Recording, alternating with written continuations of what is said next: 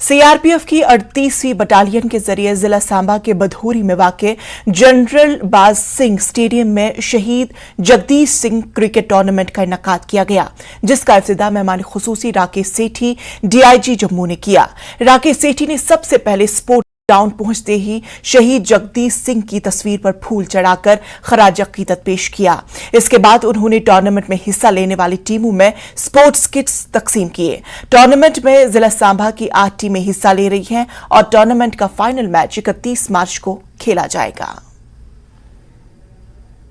आज जो है शहीद सिपाही जगदीश सिंह जो कि पंजाब में आतंकवाद से लड़ते हुए 19 सितंबर 1988 में शहीद हो गए थे, उनकी याद में, उनकी स्मृति में यह क्रिकेट टूर्नामेंट कराया जा रहा है। और हमारा ध्येय ये है कि जो युवा खिलाड़ी हैं जिनमें प्रतिभा है और जो आगे इस खेल में रुचि रखते हैं, तो वो टैलेंट सर्च भी किया जाए और हम उनको प्रोत्साहन देना चाहते हैं। जिस तरह से हर साल इनका रहता है कि हर बार